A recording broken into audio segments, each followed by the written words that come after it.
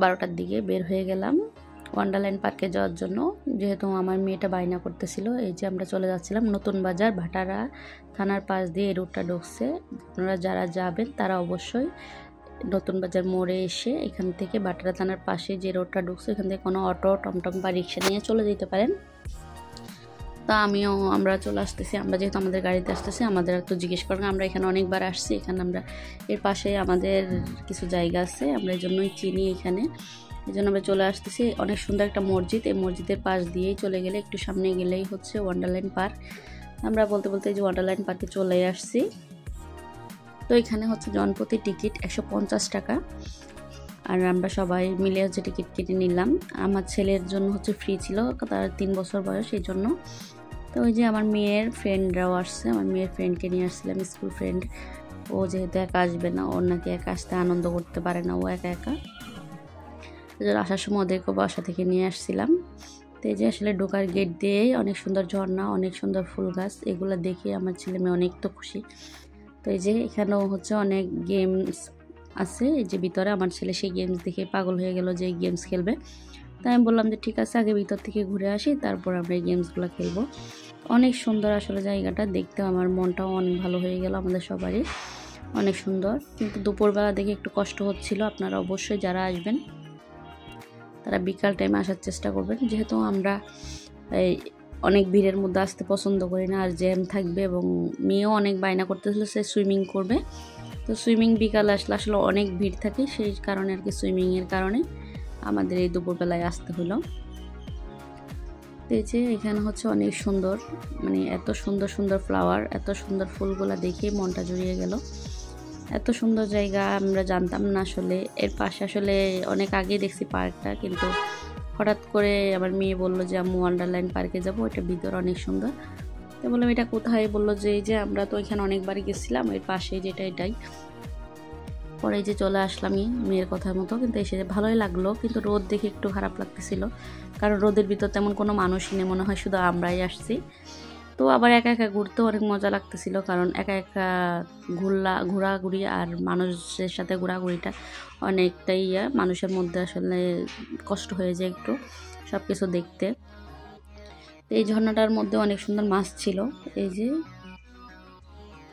কি সুন্দর রাইড, অনেকগুলো রাইড ছিল। রাইডগুলোতে কয়েকটা রাইডে আমার ছেলেকে চড়াইছিলাম, মেয়েকে, যেহেতু অনেক লোক ছিল না, রাইডগুলো আসলে লোক না হলে ছাড়তেও চায় না ওরা।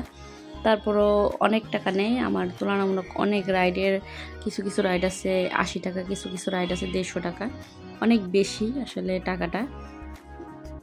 কিন্তু 150 টাকা দিয়ে এন্ট্রি করে আমার মনে হয় কয়েকটা রাইডও ফ্রি দেওয়া উচিত ছিল, কিন্তু না, 150 টাকা এন্ট্রি দিয়ে ঢোকাটাই শুধু। ভিতরে যা যায় দেখলাম যত রাইড আছে সবগুলোরই আলাদা আলাদা টাকা দিতে হয়েছে, এবং কি সুইমিং করার জন্য পর্যন্ত আলাদা টাকা।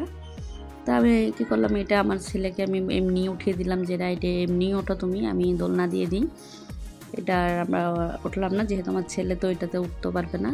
আর এই যে এদিকে আপনাদেরকে দেখায় কি সুন্দর চেরি ফুল গাছ, এত সুন্দর লাগতেছিল ফুল গাছগুলো দেখে, মনে হচ্ছিল রিয়েল একদম, কিন্তু আসলে এগুলো আর্টিফিশিয়াল ছিল। আর এখানে সন্ধ্যার পর নাকি স্নো দেয় উপর থেকে, যে উপর থেকে যে স্নো দেয় অনেক সুন্দর লাগে এটা। আর এখানে একাই এনজয় করতেছিল আমার ছেলে, ওর ওর সব থেকে বেশি পছন্দ হয়েছে আমার ছেলে, কারণ ও অনেক দৌড়াইতে পছন্দ করে, ও খেলতে পছন্দ করে। তো আবার কোনো ফুল কিন্তু ও ছিঁড়ে নাই, ওকে বলে দিয়েছিলাম যেখানে ফুল ছিঁড়া কিন্তু নিষেধ। আমার ছেলে কিন্তু কোনো ফুল ছিঁড়ে নাই, সব ফুলে হাত দিছে, কিন্তু একটা ফুলও ছিঁড়ে নাই, এবং ও অনেক মজা করতেছিল। ও এদিকে দৌড়াচ্ছে ওদিকে দৌড়াচ্ছে, ও একা একা এদিক সেদিক চলে যাচ্ছিলো, আমি ওকে খুঁজতে খুঁজতে পাগল হয়ে যাচ্ছিলাম। পরে ভাবলাম একটা ভূতের ঘর আছে, চলো তোমাদেরকে ভূত দেখাই নিয়ে আসি এখানে কি কি আছে। পরে আমার মেয়েও বললো চলো আমি একটু দেখি এখানে কি আছে, কিন্তু আমার ছেলে তো আর যাবে না, ও ভিতরে ঢুকবে না। ও দূর থেকে বলতেছে আম্মু আমি যাবো, ওকে কাছে যেয়ে নিলাম, ও আর ঢুকবে না। ও হরর মুভি দেখতে অনেক পছন্দ করে, কিন্তু এখানে সে ঢুকবে না। ও বাসায় একা একা হরর মুভি দেখবে, কিন্তু এখানে নাকি ওর ভয় লাগতেছে।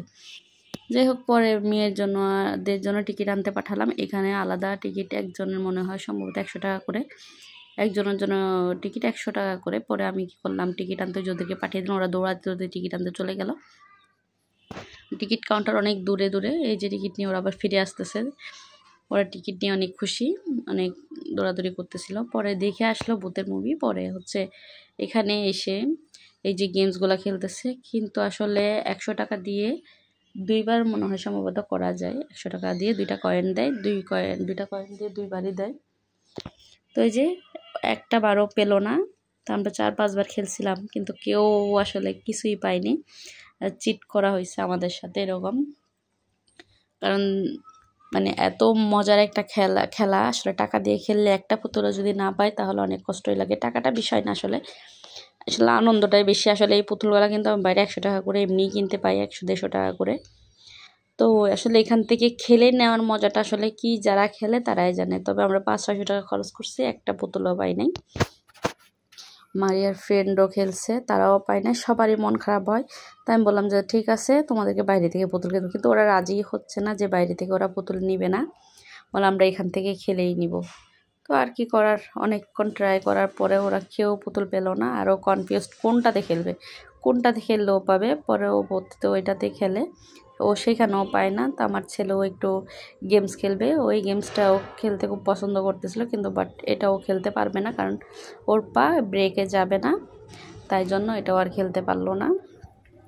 তো আমরা এই যে এখান থেকে এখন বেরোয় গেলাম, তখন বাজে 2টা, আমাদের অনেক খিদা লেগে যায়।